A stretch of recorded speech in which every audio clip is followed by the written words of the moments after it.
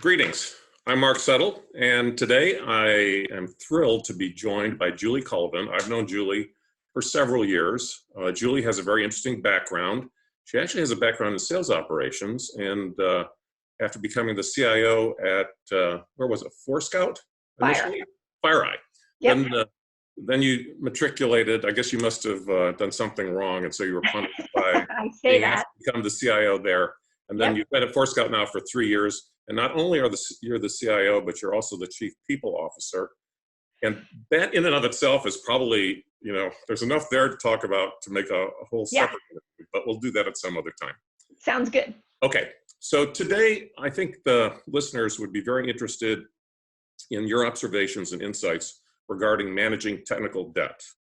And, tech debt within the world of business applications has been with us for a long time. And it kind of manifests itself in different ways, whether you have the more conventional legacy on-prem applications versus a portfolio of SaaS tools. So maybe to kind of kick off the conversation, if you could just describe the portfolio that you're managing there. Yeah, so I consider myself lucky in the sense that even though Forescout as a company has been around for close to 20 years, the core infrastructure is primarily sitting in the cloud at this point in time. So we have very little components that sort of rely on kind of an on-premise or colo type model.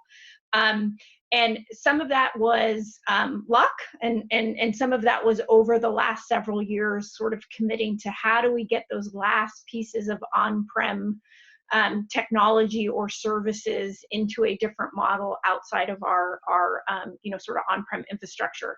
So we've got the traditional tools, the Salesforces, the NetSuites, the Office 365, the Zoom, right? Like a lot of those capabilities.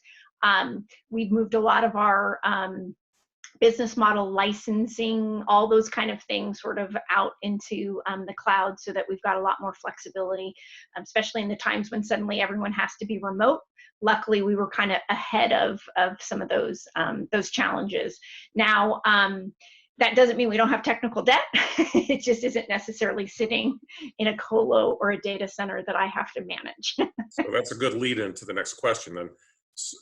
You and I have lived in both worlds where the majority of the portfolio was on-prem. And, in that era, when I think of tech debt, it really revolves around all of the arcane customizations that we would make. It was so brittle. We keep every quarter, you'd keep adding these one-off things that had to be supported, et cetera. And of course, the promise with SaaS applications was that innovation would be delivered so quickly and frequently by the vendors, that this wouldn't happen. There wouldn't be all these customizations and one of unique ways of altering these cloud-based business applications. But I don't think it really turned out that way. So the question is, like, how do you think of tech debt in a SaaS portfolio, and how does it differ maybe from the way we've experienced it in the past? Yeah, I mean, I am of the school of thought that it really hasn't changed. And tech debt on-prem is really no different than tech debt in the cloud.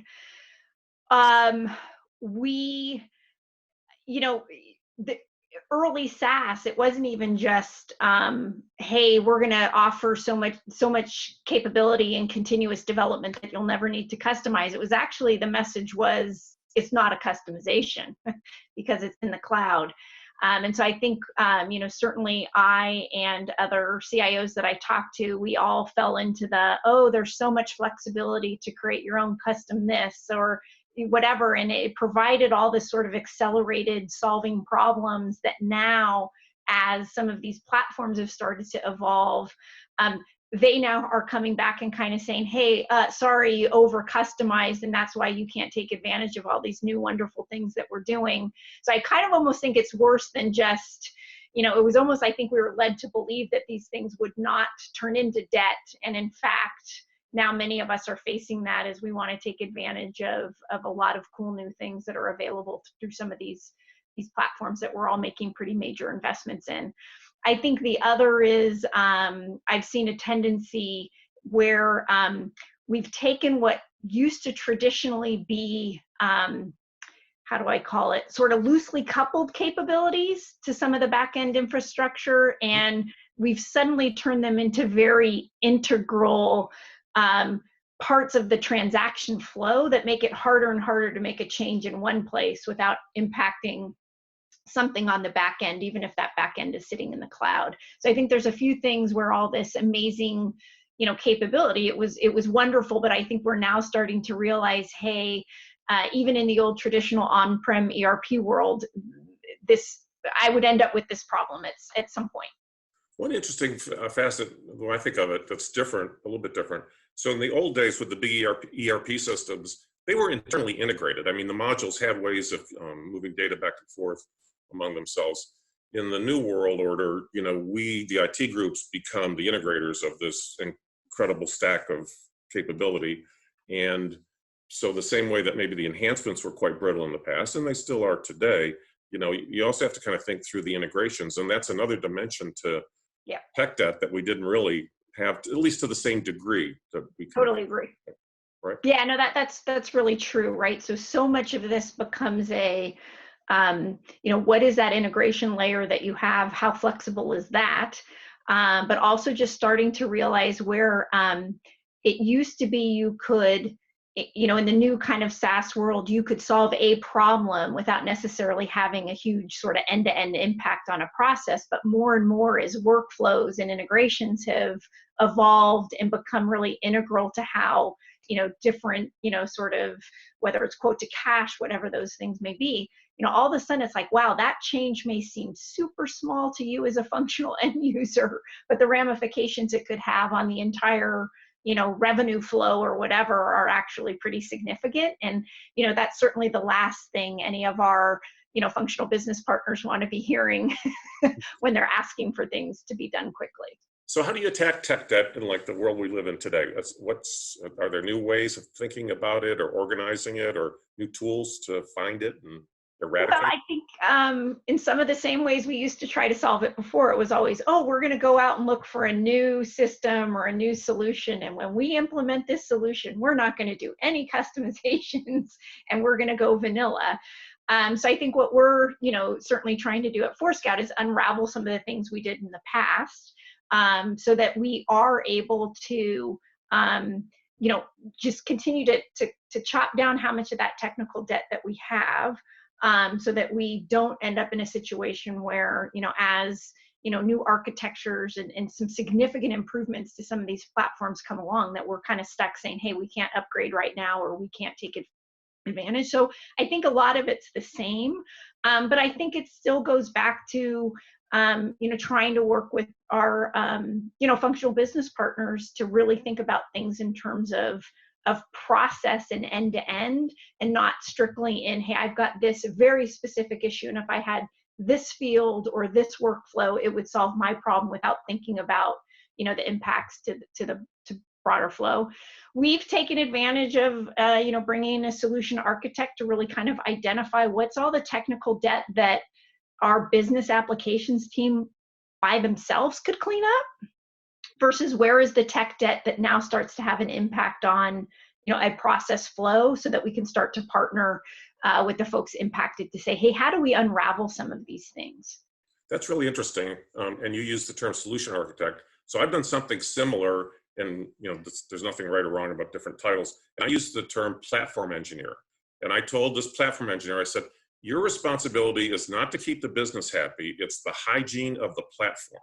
If you take a platform like Salesforce, marketing will want changes, sales will want changes, order management will want changes, finance will want changes, HR will probably want changes. Like, everybody will want to get in there and do stuff to that platform, and somebody has to mind the store and some level of consistency around data definition. I mean, there's lots of hygienic things that a dedicated platform engineer should do. The other thing that I think is very different than the past is that most of us have adopted agile kind of practices in terms of making changes to these systems. And to some degree, various degrees, we've adopted some of the discipline that our software engineering colleagues have by reserving portions of every sprint for tech debt reduction.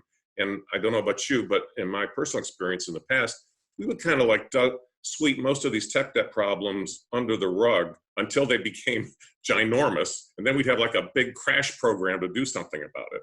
And Agile, at least in principle, if you can develop the organizational discipline, will allows you and your solution architect there to keep like chipping away at it over some period of time. So yeah, no, I think those are good ideas, and I think we certainly are trying to do those things as well. And the key in your comment there is sort of partnership with everyone else to understand that we always have to reserve some amount of capacity for these types of things, and sort of what the downside is of not doing it.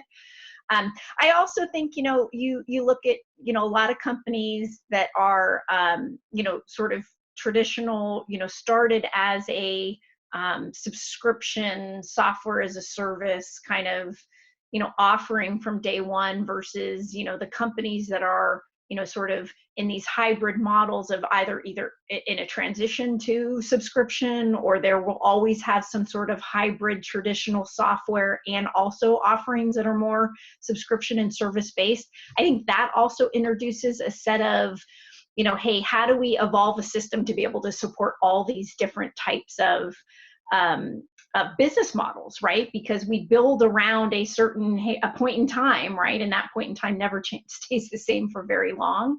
So I think that's what's also starting to, show that, hey, look, decisions in the past were, we're based on an entirely different business than we are today. And that just wasn't by design. And it was not because of really technical debt. It's really because there's a transformation going on that created technical debt that we now have to go work through.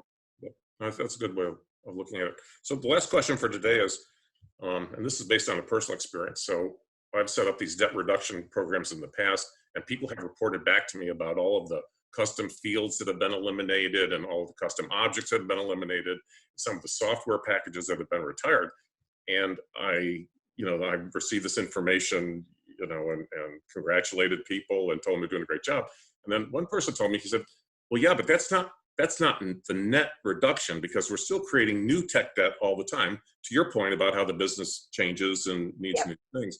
So I don't even have a good answer for this one, but any insights or suggestions about how do you minimize or keep new tech debt from happening? I mean, are there ways to do things right the first time or avoid certain things?